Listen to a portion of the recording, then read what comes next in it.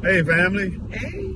Hey family. Sister Abiyah and I just riding around, cruising about, and we was talking, and we was like, let's shoot a video of encouragement for our brothers and sisters. And kind of what sparked it, a lot of the messages that we get, family. I mean, we hear all the different things that people are dealing with, what they're going through. And we were talking, and we was like, you know what? Just sometimes we just have to be reminded that this walk is not for the swift. We always say that this walk is a marathon. It's not a sprint. It is not a sprint, family. And I was watching our testimony video the other day, and I was like, you know, this is a good reminder too, to remind people that we didn't always think that we was going to be here. Right. We did not always think that we would be here, family. So that's why we want to come on here and encourage you all. A lot of people, they see now, I guess they see where we at or see how the ministry has grown, and they'll think like, well, oh, look at them, they're so big. But we started way at the bottom, family. We started way, we didn't even, like we said, we didn't even think we was going to be here. Right. Yeah, we talking about how people maybe how they look at it. We don't look at it like that. We don't look at it like that. Right. We don't look at the numbers. Nope. We just, our job, we believe, is to be fishermen of men, to plant seeds, to lead people closer to Yah, and for people to come to repentance. Those who don't know Yah. Absolutely. So the thing that you have to ask yourself is, as I'm going through this test, as Yah is refining me, am I complaining and murmuring? Going back to our testimony video, we was in, you can say we was in the wilderness for 10 years, right? We started out in the ministry for a decade. We started out in the ministry, family. We stayed in that ministry for what? About a year or two? About 2 years. About 2 years. And again, Sister Abiyah talked about it in our testimony, how the spiritual abuse. We left the ministry, and we was in the wilderness for a long time, family. We never joined another ministry after that. We was just at home, worshiping with our children, and we were always praying. That was one of our most consistent prayers. We would say, Yah, put us with a ministry, or put us with some brothers and sisters, with some other believers who we can worship with. That's something that we was always praying about for years. Right. And I want to say, although we prayed about it, because we experienced what we experienced being in a ministry, we learned to take our time.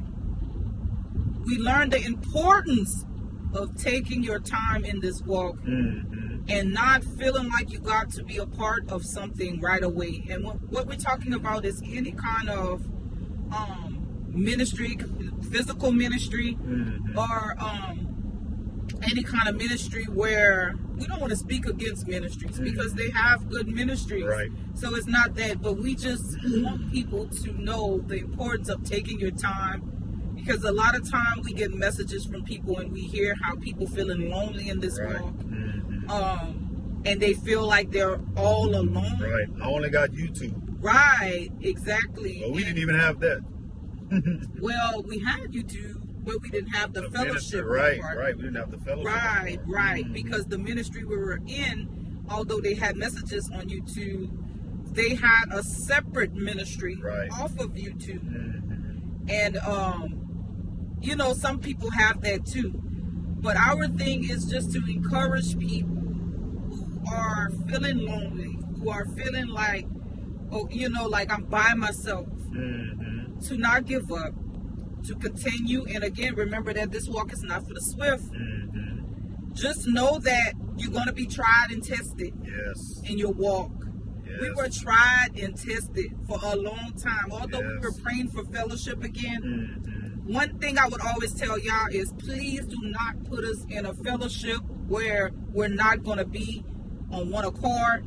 We're not going to be in agreement, where it's going to be division and strifing or spiritual abuse. Like we were specific, and because of that, y'all waited. It took a long time to get us to where we are. We didn't even know this is what he was going to do. We were actually looking to be a part of someone else's ministry. Right. So this is how YAH works. We're not saying everybody is called to ministry, because everybody is not called to the same thing. But we just trying to show you that a lot of times YAH is working on you and he's working in you. And you just have to take your time and be patient and believe that, what's the scripture when it says, he who began a good work in you will carry it out to completion until the day of Yahuwah, right? So it's really what he wants for your life, what he desires for you to do, where he desires for you to go. But you have to remain faithful even through the challenging, tough times. Don't give up. Keep going. Keep looking forward. So let's talk about that, because that's kind of what we've been reading a lot of stories lately, family, about what the believers went through in the scriptures, right? How they endured. They went through a season. They went through trials and tribulations. We talked about Joseph, how he looked at the big picture, right? He didn't focus on his brothers sold him into slavery. He didn't focus on he was in his master's house, right? He was a servant. He didn't focus on he went to prison, right? His mind was always focused on the bigger picture. So that's kind of what we're trying to share with you all, family. Like what Sister Abigail was saying, when we're going through that season, are we just going to focus on what's in front of us, the now, or are we going to focus on and say, we're going to ask ourselves, man, YAH is doing something greater. YAH has something greater for me in store, right? I'm just going through a season. I just have to endure. Because let's talk about that. When we could say we was in the wilderness, right? When we left out the ministry. Family, before we ever press record on a video to record any type of teaching, we was doing that in our living room with our children. All the stuff you see now, we was doing it before we ever got on the camera. Had no clue of why we were doing it. Right, we wasn't saying, you know what? One day we're going to do this on YouTube. No. We was this is our fellowship with our children. We putting lessons together. We reading the scriptures. The same thing we doing on Shabbat. We was doing that in our living room with our children. Just us. So we could have easily focused on, you know, we don't have no fellowship. It's just us. When what we always say, it starts in the house, right? Yes. It starts in the house. I remember those times when we were doing those lessons, when we were doing those studies as a family. Again, we were doing these things in our living room, family. I remember Sister Abigail. Y'all think that when I always say how Sister Abigail takes her time in doing her message, when she responds to emails, right? She's been doing this. I remember when you used to put messages on social media, I would see you days putting messages together. Yes, I used to put encouraging messages together for people. And it was always biblical. You know, I would be using scriptures and always esteeming YAH and talking about YAH in these messages. So I would share a lot of that. And like Brother Rasha said, it would take me days before I would post it up. Because I always wanted it to be filled with encouragement and love. Like I was always an encourager. But then at the same time, coming into this truth and dead into a ministry and the stuff that I've experienced, which I'm not putting them down. Everybody, I'm sure, may be at a different place right now. You know, that's just where we were then. But going through that experience, it made me hard. It made me hard. And so sometimes I would be posting things and it would be a little harsh because it would be actually, matter of fact, it was more harsh when I was in the ministry. When I came out, I still had some of the residue. I'll say that. But then, as you know, I continued to grow, then it kind of started dying down. Y'all started humbling me. Because what he started showing me is that I wasn't winning anymore. I was not winning souls. Although I was doing all of that and encouraging people, and every now and then, I would get likes from non-believers, but a lot of times I was getting activity and likes from believers more. And I'm like, this is beautiful, but I also don't want to just be doing this. I want to be able to be winning souls, leading them to YAH. Right. And, you know, eventually, he started working on my heart. He started saying the reason why it's not happening is because you need to humble yourself. You're being prideful. You're not humbling yourself. You have to love people. Love comes first. The fruits of the Spirit comes first. Not legalism, not what you think. Because remember, if you all heard our testimony, you'll know that I used to put out a message of it had the names had to be spelled with W's in it, because that's what I learned in the ministry I was in. And if you wasn't sharing, if you were sharing a message with the W's and you were saying Yahushua without the W's or Yahuwah without the W's, automatic, oh, no, they're not my brothers and sisters. You know, they're evil. But anyway, I wouldn't win in souls. And so I just want to tell you all, that's why it's important, because when I was going through that season, Yah was humbling my tail, he was humbling me, and he was letting me see, you need to stop being prideful. So sometimes too, Yah allow you to go through that season because he's working on you. He's testing you. He's showing you yourself. He's showing you what you need to work on, what you need to seek him about, so that he can use you effectively in the future. When it's that time, whenever that may be, in whatever kind of way he may use you. But until then, a lot of times, I want you to see it in a different light. A lot of times it's Yah working on you, so that he can prepare you for what he wants you to do when it comes to your calling here on the earth. Yes. Remind me that we're going to talk about the calling, but when you was talking, I thought about this, because this is a message that we get a lot of. Family, this is a message of encouragement. We're talking about this walk is not for the swift, right? As we've been in the ministry, we get these messages at certain times. People will say, I have a hard time leaving from church. I have a hard time leaving my church family. Was it easy for us to leave our church? If you heard my testimony, you'll know that that was a very hard decision for me to leave. That was hard. I'm talking about for me to leave Christianity. Right. That was hard for me to even accept it. Like what I said about the Jesus part. When you was telling me about the names, I'm like, what? Yeah. You talking about Jesus? That's not his name, and that's not the real him. Right. Like you telling me my daddy name is not my daddy. Right. So that I didn't want to accept that. It's not easy. If you guys seen our testimony, you will know that I was a part of a women's fellowship with one of my old friends who I used to be friends with. And in that women's fellowship, I had notoriety, I had support, and my friend and I were really respected because we were leading the fellowship. So I thought, well, I'm going to just say this too. You know, in Christianity, if you're promoting the Lord, God, and Jesus, and Christianity, it's very easy to get support. It is very easy. Yeah, people are going to support what you're doing. People are going to support what you're doing. It's totally different if you coming out talking about Yahuwah and Yahushua, which a lot of people are starting to learn more about the Father and coming into the knowledge of the truth. But it's not as popular, nowhere near popular as Christianity, because that's a world religion, right? And so when I was a part of that, that was very hard, you know, for me to realize, like, okay, man, I'm not going to be able to do this anymore. You know, I'm going to be coming out of all of this.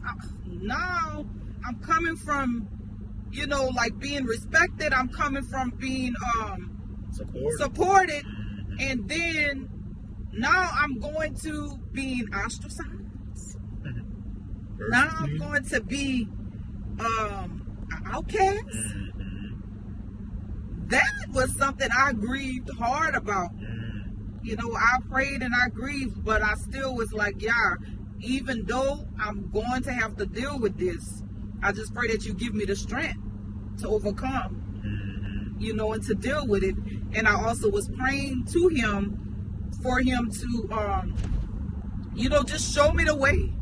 Show me the truth. I was like, I want to do what you want me to do. I want to worship you in spirit and truth, even if that means I'm going to have to be looked at as an outcast.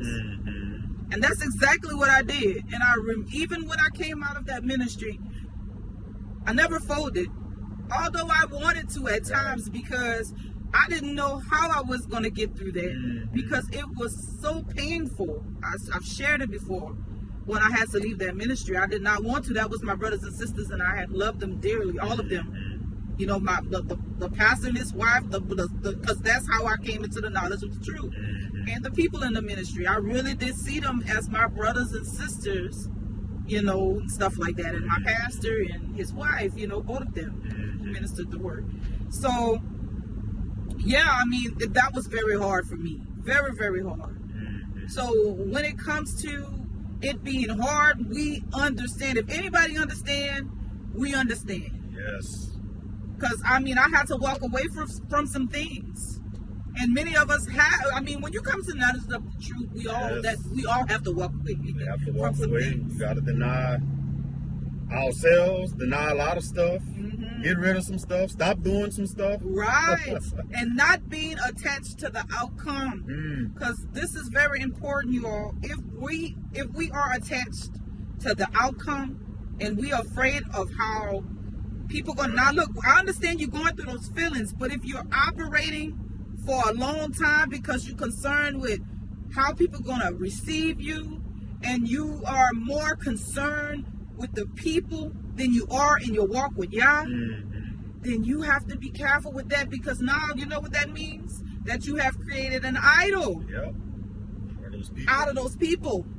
Out of the church. Anything that we focus on or desire more than Yah, we are creating an idol. It becomes an idol. And this is coming from a place of love, because we've been there and we've done that. I did go through that season of feeling like, you know, oh, you know, I'm going to be an outcast and all of that. But it was very short, because I knew that if I did not move when y'all was telling me to move, you know, that could have affected me spiritually, mentally. That could have affected my walk, and it could have affected me in my relationship with him, because he was talking to me. He talks to us through the Ruach. He was talking to me. He was telling me, come out. Right. Come out from among them and be separate. So when he's talking, we have to listen. Nobody, no people or nobody should be the reason why we're not moving. We're not listening to Yah's voice. Yes. Even if that means we're going to go through some challenges, we're going to go through some trials and tribulations, we have to remember, what did the patriarchs go through? What did Yahuwah himself go through? He said, a servant is not greater than his master. If they persecuted me, they're going to persecute you. Yes. What did the apostles and disciples go through? What make us think it's going to be different? That you're really just now experiencing the true way. Yeah. That's deep. So let's touch on two things right quick. And what you said was very true. I want y'all to think about this, family. Scripture says that we have to work out our salvation with what? Fear and trembling, right? So no pastor, no church friend, nobody's going to stand with you on that day of judgment. So that's how you got to look at it. Yeah. I want to worship Yah in spirit and in truth. That's what I love my church family. I'm going to pray for them. But if they want to stay in falsehood, I can't do it. Right. I cannot do it. You just got to accept that fact that some people, they just going to be attached to it. They're going to stay in churchianity forever, because they don't want to lose the things that we were talking about. Right. They don't want to lose the friendship. They don't want to be an outcast. They don't want to be an outcast. None of these things. And go ahead. Now, I want to say this too. In Christianity, a lot of times the message is preached backwards. You know how in the word Yahuwah says that the two greatest commandments of all, that all the commandments hang under, is to love Yahuwah with all of our heart, soul, mind, and strength, and to love our neighbor as ourselves. Well, instead, what they do or attempt to do is to love their neighbors first, and then Yah comes after. Right. Instead of putting Yah first.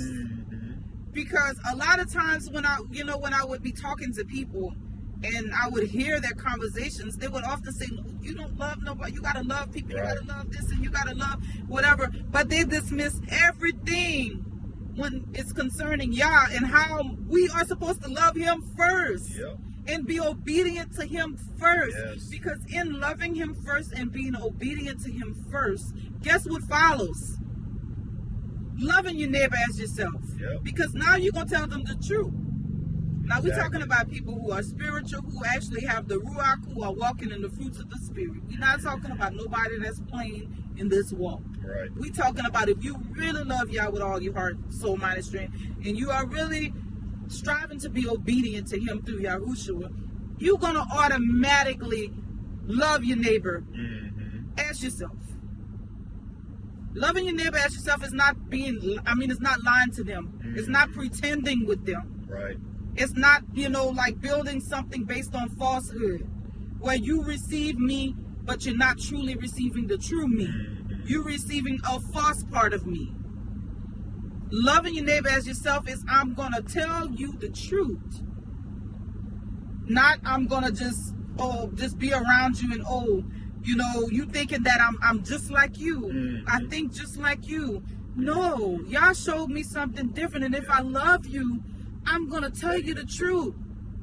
And I'm going to try to help pull you out that fire in the most loving way I can. And if you don't want to receive it, as long as I know I said something, then guess what? I'm going to keep working out my own salvation with fear and trembling. But I'm going to be free of that.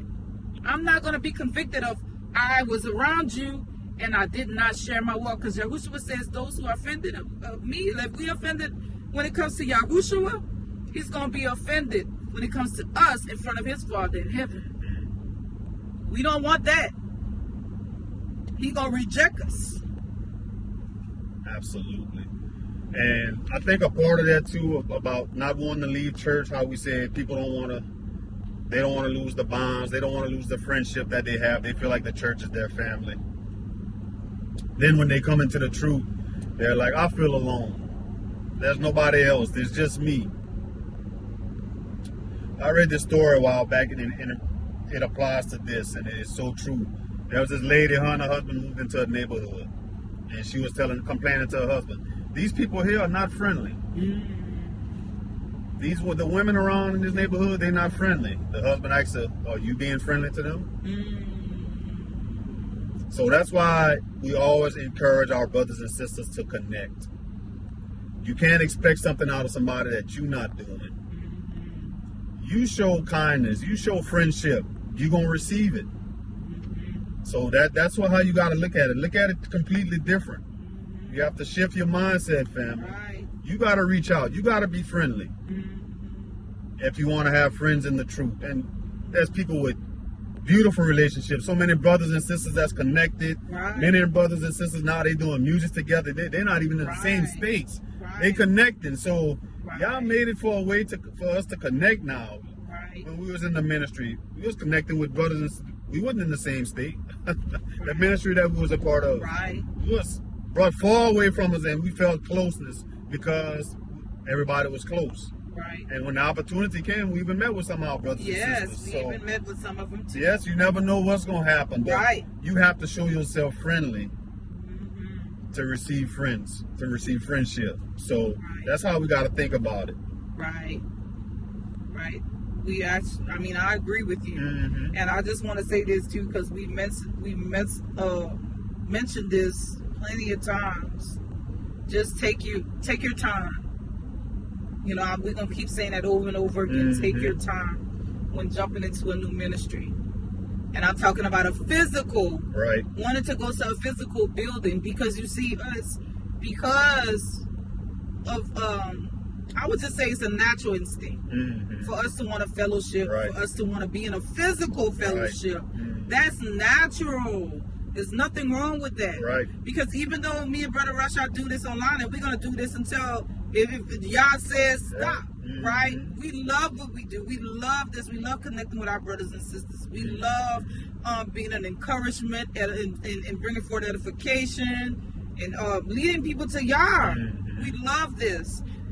But we still sometimes want that physical connection with our brothers and sisters, and do pray for that to happen someday.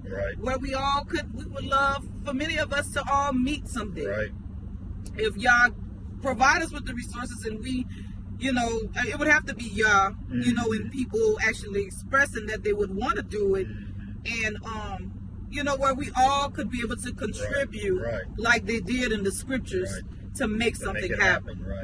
But we would love to do that. But again, we walking this out, and we still don't know where YAH is going to lead us in the future.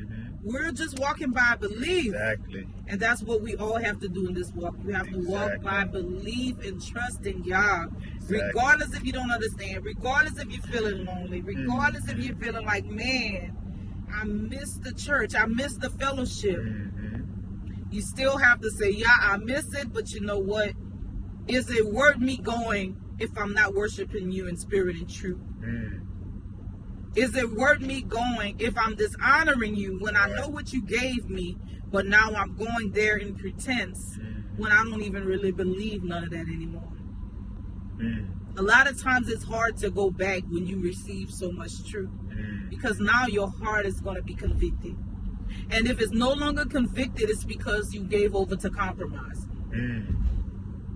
That's just the truth. Absolutely. But take your time. Take your time, family. Like we said, this walk, family, is not for the swift. This is a message of encouragement. Yes. So we just want to close with the gifts. He was talking about that earlier.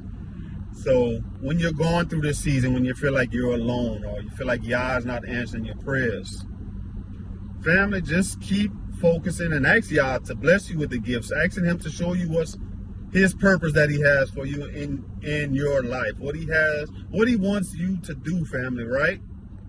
Being content, being grateful for where he has you now, and just praying, saying, YAH, whatever you show me, whatever you have for me to do, I'm going to be grateful in doing it. I'm going to be content in doing that. YAH, you have me here for a reason. Going back to when we was doing the lessons with our family in our living room. We have meditation videos, family. We was doing meditation as a family before we ever put one on the internet. Didn't even know we was going to do that, right? Doing it specifically for our household. Exactly. So I'll just use me for an example. I always had a gift for like video editing, just putting stuff together, creativity, art, stuff like that. Didn't know what those gifts was going to be used for. Didn't know what it was going to be used for. Right. You, when you was in the women's ministry, how you was uplifting the women, supporting the women, right? Encouragement, right? Being a support system, right? Messages together, all of these things, encouraging messages. Right, just being a help, working in your gift. You didn't know that you would have been using that later on, but you was just still being faithful for what YAH was doing with you, even in that moment. Yes. So this is what we're telling you, family. In this moment now, in this season, just keep focusing on the gifts that YAH have blessed you with. You don't know what they're going to be used for. Right. Ask him, YAH, how you going to use my gifts? And if you don't know what your gifts are, ask him to reveal it to you. Yes. I didn't know what my gifts were. I just thought, you know what, I'm just creative. That's not no gift. That's just what I do, right? Right. But ask him how he could use you, how he can use your gifts to magnify him, right? To esteem him. And that's what we want y'all to focus on, family. Don't be around murmuring and complaining. Shift your mindset. How can I be a help to the brothers? How can I support the brethren? Right, brothers and sisters, right? What can I do? What's my part? Right. Like Sister Abigail said, not everybody could be in ministry. When you're reading about in Acts and in the New Testament, right, how when Paul was talking, they all had different gifts but the gifts was used to what? To esteem the body, right? To esteem YAH, came together. As one. Right. Everybody was seeing what way they can contribute, and they was contributing based on what YAH gave them, based on what YAH showed them on how to contribute. Yep. So they were just looking at opportunities to serve. They were looking at opportunities to help out, you know. And that stuff is important, because your walk, as we often say, you're gonna go through seasons. Yep. You're gonna go through different seasons, but yep. no season is in vain. Trust us when we say this, no season is in vain. Because we're always learning, right? We're always learning, we're always growing in the knowledge of Yah. Mm-hmm. And most of the time, a lot of times, Yah is building you up for something. Exactly. We don't know what it is. Exactly. We have no clue, but He's building you up for something. Mm-hmm. For something. So just trust in the process. Don't rush the process. Take your time. You have to be patient in this walk. You have to be. Yes. You have to be patient. Yes. Because this is a different kind of way. This is the true way. This is not plain church. Mm-hmm. This way is the true way. Yes. And with the true way, it's going to come. You're going to get trials, tribulations, persecution, tested and tried. Mm-hmm. I mean, you going to go through it. But also, you're going to have beautiful seasons, too. It's not... I don't want you all to look at it as, oh man, is that bad? No, it's really not. The truth is what you make it. Because we've heard this before, and we mentioned this in our message, I believe that was last week, with people that feel like, oh, your walk too boring. Right. No, it's not that. It's not that the walk is boring. It's just that what you look at as fun is the things of this world. Mm-hmm. And whenever you come out of that, you have to shift your focus on doing more spiritual things. Right. But they have a lot of people in the truth who do things where it's fun. It's not that our lives are not a fun life or it's a boring life. It's just that now your focus have shifted. Mm-hmm. And guess what? Being in the truth, believe it or not, when your focus have shifted and you're not all in the world anymore and doing all of the things of this world, you have more peace. Exactly. You'll be surprised with people that tell us, oh, now I see why you guys live that kind of life, where you're not going all over the place and, the parties and doing this and that anymore. You know what they say? We understand that's more peace when you live a life like that. Let's be honest, family, especially where we're from, there's only really two things that you could do. They either partying or they eat. Right. That's Louisiana, it. Our Louisiana family, y'all know it. Yeah. That's the fun down here. A lot of partying. Or you eating good. Yep, or you eating. That's it. Right. So they'll join the two, party and eat. Yes.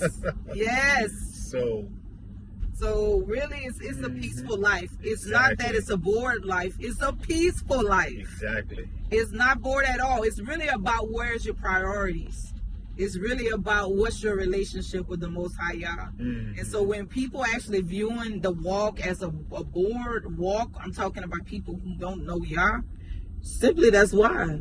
It's because you don't know Yah. And when you don't know Yah, or when you living in this world, y'all, sin is fun. The devil makes it fun. We used to all be in it. Right. We all come from somewhere we wouldn't need Yahuwah if we did not, right? And when you in the world and you sinning, the adversary makes sin feel fun. Exactly.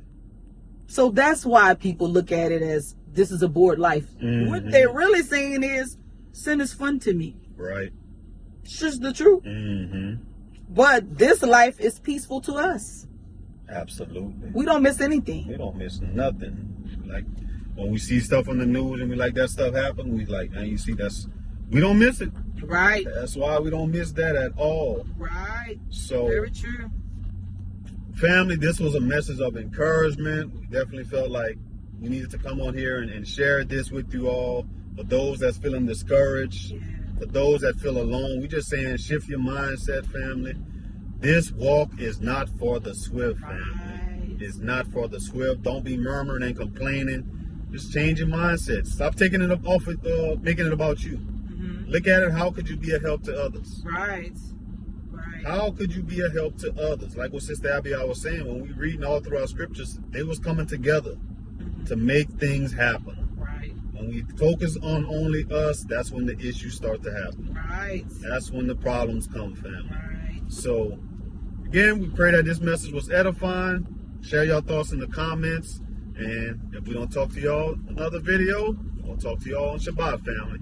All right. We love you all. Love y'all, family. Shalom. Shalom.